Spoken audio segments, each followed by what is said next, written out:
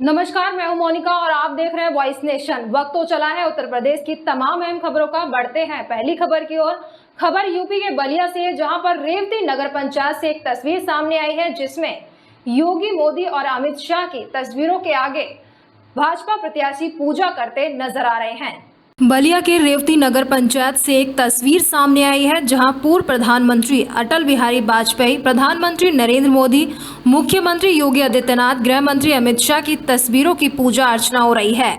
BJP से घोषित उम्मीदवार अभिज्ञान तिवारी अपने चुनावी कार्यालय में इन नेताओं की पूजा अर्चना कर रहे हैं। इनकी तस्वीरों के सामने चुनावी कार्यालय में दिए जलाए जा रहे हैं। बीजेपी उम्मीदवार अभिज्ञान तिवारी ने कहा, अटल बिहारी वाजपेयी से प्रेरणा लेकर वे राजनीति कर रहे हैं। मोदी जी और योगी जी की ये तस्वीर नहीं है, बल्कि ये एक विचारधारा है, जिसे लेकर वो जनता के बीच में वोट मांगने जा रहे हैं।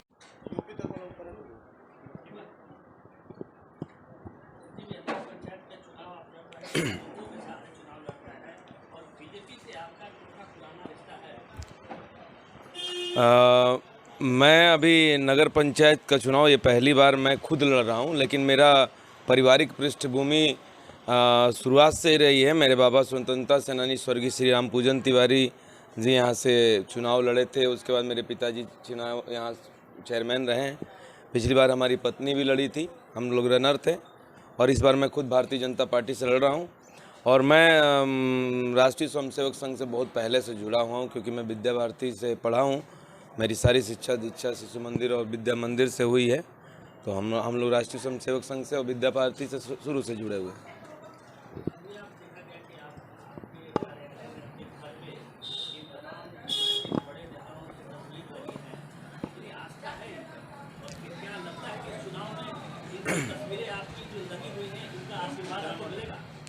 देखिए, हम लोग जब मैं लखनऊ में अपनी ग्रेजुएशन की पढ़ाई कर रहा था, तब मैं उस समय मतदाता हुआ था।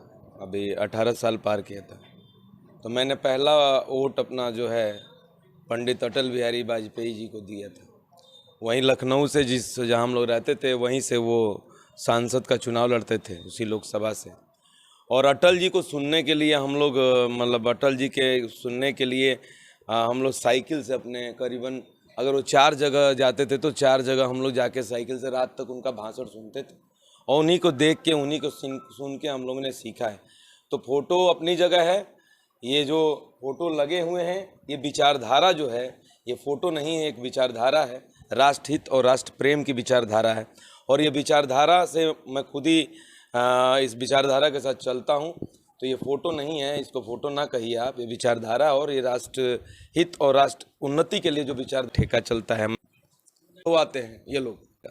बढ़ते हैं अगली खबर की ओर। खबर गाजियाबाद से, जहां पर एक निजी बस चालक ने पुलिस की बैरिकेडिंग तोड़कर यातायात हेड कांस्टेबल को घसीटा है, जिसमें वे बुरी तरीके से घायल हो गया। हेड कांस्टेबल नरेंद्र सिंह ने बताया कि वे दिल्ली मेरठ एक्सप्रेस वे पर ड्यूटी कर रहे थे, तभी अचानक तेज रफ्तार में बस यूपी गेट की तरफ से आई थी। उन्होंने बस को गौर ग्रीन कट के सामने दिल्ली मेरठ एक्सप्रेस वे पर रुकने का इशारा किया, तो चालक ने पुलिस बैरिकेडिंग तोड़कर उनके ऊपर बस चढ़ा दी। गनीमत रही कि वे बाल बाल बच गए, लेकिन उन्होंने फिर चालक को रुकने का इशारा किया, तो आरोपी ने उन्हें बस से कुछ दूर तक घसीटा। इससे उनके घुटने, कोहनी व हाथ में चोट लग गई। खून निकलने के बाद आसपास के लोग तुरंत निजी अस्पताल ले गए। कंट्रोल रूम पर घटना की सूचना दी गई। पीसीआर से पुलिस कर्मियों ने बस को घेर कर रोक लिया। गुस्साए लोगों ने चालक और परिचालक को पकड़कर पीटने का प्रयास किया, लेकिन पुलिस ने कब्जे में लेकर दोनों को इंदिरापुरम कोतवाली पुलिस को सौंप दिया। हेड कांस्टेबल का कहना है कि उपचार कराने के बाद उन्हें डॉक्टरों ने वापस भेज दिया है। एसीपी इंदिरापुरम स्वतंत्र कुमार सिंह का कहना है कि बस चालक मोहम्मद शावेज को गिरफ्तार कर लिया गया है। बस को भी कब्जे में लेकर सीज कर दिया गया है। बढ़ते हैं अगली खबर की ओर। खबर आगरा से है, जहां पर पुलिस ने चोर गिरोह का खुलासा किया है, जिसमें 2 सदस्य गिरफ्तार कर लिए गए हैं। आपको बता दें कि आगरा पुलिस को बड़ी सफलता हाथ लगी है। थाना शहगंज पुलिस ने चोरी की घटनाओं का खुलासा करते हुए गिरोह के 2 सदस्य गिरफ्तार किए हैं। वहीं चोरी का सामान खरीदने वाले एक सुनार को भी गिरफ्तार किया गया है। चोरों से सोना और चांदी के कई आभूषण और एक मोटरसाइकिल भी बरामद की गई है। बता दें कि चोर नाम बदलकर चोरी किया करते थे। थाना शाहगंज पुलिस ने साथ में नगर जोन की एसओजी टीम और नगर जोन की सर्विलांस टीम ने एसीपी लोहा मंडी के नेतृत्व में कार्य करते हुए वहां हो रही चोरी की घटनाओं का खुलासा किया है। और इसमें 3 व्यक्ति पकड़े गए हैं और जो 3 लोग पकड़े गए हैं उसमें 2 लोग चोरी करने वाले गिरोह से हैं और तीसरा उसमें एक स्वर्णकार है जो चोरी का सामान खरीदता है। जो 3 लोग पकड़े गए हैं वो उनका नाम है अकरम पुत्र इकराम, ये हाथरस का रहने वाला है। दूसरा जिशान पुत्र मज़हर अली, ये फ़िरोज़ाबाद का रहने वाला है। और तीसरा राम बाबू उर्फ रामू जो कि सुनार है, वो फ़िरोज़ाबाद का रहने वाला है।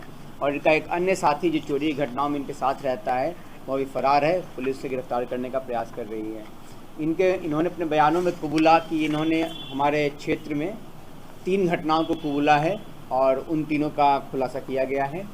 और इनके पास से जो सामान बरामद हुआ है वो है 2 मंगलसूत्र, 1 जोड़ी कान की टॉप्स, 2 अंगूठी, 1 अंगूठी पीली धातु की, 2 अदद जंजीर पीली धातु के, 3 अदद जोड़ी सफ़ेद धातु की तोड़िया और साथ में 1 मोटरसाइकिल जिसका ये लोग घटना में प्रयोग करते हैं। और इनके आपराधिक इतिहास को खंगाला जा रहा है। ये लोग शातिर किस्म के चोर समझ में आ रहे हैं क्योंकि इनके नाम अलग अलग होने की भी संभावना है, उस पर भी गहनता से जांच की जा रही है। बढ़ते हैं अगली खबर की ओर। खबर गाजियाबाद से, जहां पर क्रॉसिंग रिपब्लिक टाउनशिप की 29 सोसाइटियों में नगर निकाय चुनाव में नोटा दबाने के पोस्टर लगाए गए हैं। गाजियाबाद क्रॉसिंग रिपब्लिक टाउनशिप की 29 सोसाइटियों में नगर निकाय चुनाव में नोटा दबाने का पोस्टर लगाए गए हैं। लोगों में टाउनशिप की समस्याओं का समाधान नहीं होने पर नाराजगी जताई है। उनका कहना है कि 3 बार निकाय चुनाव होने के बाद भी समस्याओं का कोई समाधान नहीं हुआ है और न ही अभी तक सुविधाएं मिल पाई हैं। ऐसे में यहाँ के 4000 वोटरों ने किसी भी प्रत्याशी को वोट नहीं देने का निर्णय लिया है। लोगों ने रोड कनेक्टिविटी, गंगाजल, पब्लिक ट्रांसपोर्ट सहित कई मुद्दे उठाए हैं। साथ ही लोगों का कहना है कि बायो सीएनजी प्लांट आने से लोगों को परेशानी होगी, जिसके चलते लोग लगातार विरोध भी कर रहे हैं। और साथ ही क्रॉसिंग रिपब्लिक सोसाइटी में बीते कई सालों से प्रदर्शन भी इन्हीं मामलों को लेकर किया जा रहा है, पर अभी तक कोई भी सुनवाई नहीं हुई है, जिसके चलते निवासियों द्वारा इस बार निकाय चुनाव में नोटा दबाने का फैसला किया गया है। आने वाले दिनों में उत्तर प्रदेश में निकाय का चुनाव होने वाला है। हम लोग गाजियाबाद में क्रॉसिंग रिपब्लिक में रहते हैं और पिछले 12-13 सालों से हम यहाँ भारतीय जनता पार्टी या अन्य पार्टियों को वोट दे रहे हैं, लेकिन पिछले 12-13 सालों में यहाँ विकास के नाम पे कुछ भी नहीं हुआ है। अभी तो यहाँ पर लोगों को dumping ground bio CNG plant का मिला। यहाँ पे पास में डंपिंग ग्राउंड भी बेवजह होता रहता है। कार्बन फैक्ट्री है, यहाँ पे कोई चौड़ी रोड सड़क नहीं है। काफ़ी दिनों से इस समस्या से लोग जूझ रहे हैं, लेकिन नगर निगम में बीजेपी, विधायक हमारे बीजेपी के, सांसद हमारे बीजेपी, मुख्यमंत्री हमारे बीजेपी के और प्रधानमंत्री हमारे बीजेपी के, फिर भी बीजेपी को लगभग 80 से 90% वोट यहाँ से मिलता है। इतना होने के बावजूद भी यहाँ की जनता के लिए कोई भी कार्रवाई नहीं की, कोई भी एक ढंग का कार्य नहीं किया गया है। तो ऐसे में हम सभी ने डिसाइड किया है कि क्यों ना हम एक बार नोटा दें, नोटा पर वोट डालें और भारतीय जनता पार्टी और अन्य उम्मीदवारों के लिए एक संदेश जाए कि काम नहीं करेंगे तो वोट नहीं मिलेगा, काम करिए वोट मिलेगा। Thank you. बढ़ते हैं अगली खबर की ओर। खबर आजमगढ़ से है, जहां पर व्यापार मंडल के प्रत्याशी पद्माकर लाल शर्मा के रोड शो में जन सैलाब उमड़ा है। नगर निकाय चुनाव को लेकर आज चुनावी जनसभाओं का आखिरी दिन है। चुनावी जनसभाओं का आखिरी दिन होने के चलते सभी प्रत्याशी चुनाव प्रचार में जुटे हुए हैं और कोई भी इस चुनावी जंग में पीछे नहीं रहना चाहता है। चुनाव प्रचार करने में सभी नेता पूरी ताकत झोंकने में लगे हुए हैं। इसी कड़ी में व्यापार मंडल के प्रत्याशी पद्माकर लाल वर्मा आज जिले में रोड शो और तथा जनसभाओं में लगे हुए हैं। व्यापार मंडल के प्रत्याशी पद्माकर लाल वर्मा ने कहा कि हमें जनता का पूरा सहयोग मिल रहा है। पद्माकर लाल वर्मा ने बताया कि road show RK guest house में पहाड़पुर तकिया पुरानी कोतवाली शंकर जी की मूर्ति होते हुए गांधी तिराहा पर आई और गांधी जी की प्रतिमा पर माल्य अर्पण किया गया और इस रोड शो में हमें जनता और व्यापारी का पूरा समर्थन मिला है। अगर नगर पालिका में जो 1 लाख वोटर हैं, हमें पूरे वोटर लोगों का समर्थन मिला है। सभी लोग इस व्यापार मंडल के सैनिक के साथ हैं। अगर जनता हमें चुनती है तो नगर पालिका को भ्रष्टाचार से मुक्त करेंगे और हम विकास करेंगे। सहयोग मिला, पूरे जनता का सहयोग मिला, पूरे नागरिक का सहयोग मिला है। देखिए, जो व्यापारी है, व्यापारियों कोई जात नहीं है, जो व्यापार कर लिया वो हमारा व्यापारी हो गया। ये आरके गेस्ट हाउस से पहाड़पुर तकिया चौक होते हुए आज गांधी चौराहा तक आया है और इसमें पूरा समर्थन मिला है। सारे लोग का समर्थन है। पूरे हमारे समझ लीजिए कि 1 लाख जो नगर पालिका के वोटर है उस सारे लोगों का समर्थन हमारे साथ है, व्यापार मंडल के साथ है, इस व्यापार मंडल के सैनिक के साथ है। जीतने के बाद आगे क्या करना आप चाहेंगे? विकास करेंगे, जैसे विकास किया था उस तरह विकास करेंगे, चाहे जो विकास हो, विकास का काम किया जाएगा, पैसा एक एक जगह सही तरीके से लगाया जाएगा।